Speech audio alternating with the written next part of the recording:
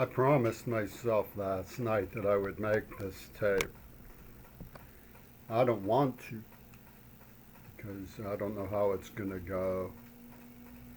I don't know what I'm going to say. I don't know how it's going to look. I was about to sit down and get some peace and quiet when I remembered I told myself, make that tape in the morning. Now I know that Jim Croce was done in by these people. They called me. I was in such a state that I could only hear the words. I couldn't even hang up the phone. Deep, deep, deep, as they told me that he was dead. And I know they killed Roberto Clemente, but they don't go around calling themselves Charlie Croce.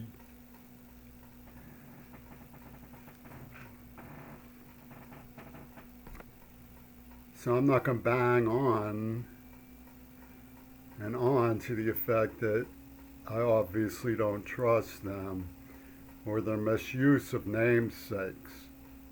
But namesakes they are using. And there's a certain characteristic to the way that they choose how they use them or don't use them that is very revealing, telltale.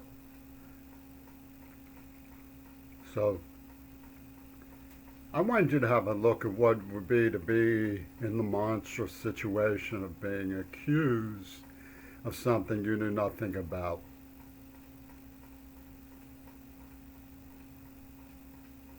That you would have never in a million years tolerated.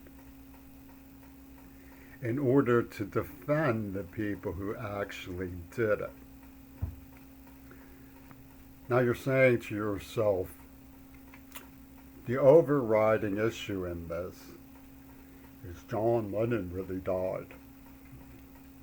And this delusional person is constructing an alternative reality as a rationalization system, an alternative reality where John Lennon didn't die at all, much less is he to blame. What makes him think that John Lennon pulled a Houdini in a puff of magic Pentagon Disney smoke? Surely he can't really believe that. So, since that kind of cognitive dissonance is surely at work, you're thinking, there's no way, unless he is some sort of sad liar, that he doesn't suffer from this cognitive dissonance. Something isn't working on him, saying, you are to blame for the murder of John Lennon. You are to blame for the murder of John Lennon. Surely that's in there working on him so he can see why we want to go with Mark David Chapman, why he deserves the death penalty. I want you to take a look at somebody who doesn't believe John Lennon really died. I think John Lennon faked this whole thing. That's my point. They had me in D.C. the day they claimed Reagan was shot. He comes out and waved to me the night before, right? And they give me this brochure that says there's no such thing as objective reality, only what the jury believes. Then you have this woman, Ming-Na Wen from Star Trek, putting me places I had not been, doing things I did not do on behalf of John Schulman, who was arrested and in Pittsburgh for museum theft, an article about which is in the Smithsonian. Melvin Belly also worked for Star Trek. He was Jack Ruby's attorney. And all of these people come from a carousel club type scene in the city of Pittsburgh that was working with Andy Warhol, a friend of Donald Trump. And there's a chain of Donalds in all of this. So I could say, well, Donald was, trying to kill Lennon and Reagan, but that's not what happened. They were working together as a team, is the point. So you have this magical mystery, right? And the spirit of John Lennon has arrived to cleanse us of our sin, which was Hiroshima on behalf of Yoko Ono and so on. It's all acts of stuff. Now, my website goes into it in great detail, and it becomes very difficult to explain why it only can be explained when you arrive at the cinema theater element. When you go into the history books, as strange as it may sound, Adolf Hitler, who had a sort of cartoon colorama aspect to himself as an evil person. I mean, what could be more evil than Adolf Hitler? Turns out to have been getting some push from Walt Disney.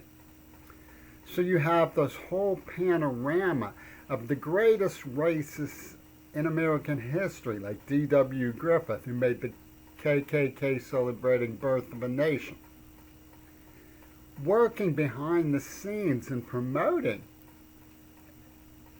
Adolf Hitler in the Cold War, the Red Scare, and all of this nuclear stuff. Killing Kennedy and getting hold of our weapons and not turning them on us. So the question is what really happened and what to do. So, in order to know what to do, you do have to eventually get at what really happened.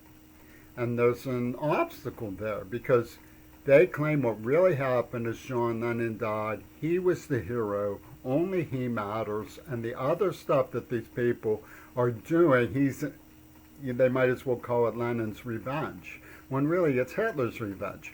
And in linguistic anthropology, they combine these ideas with the use of the term Casper.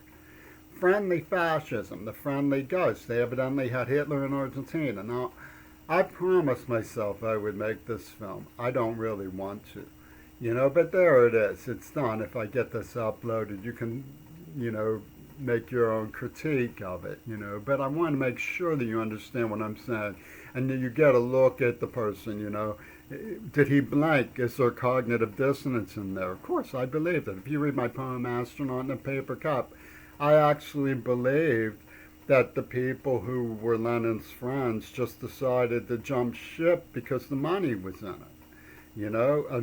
That they weren't actually in cahoots until after it happened.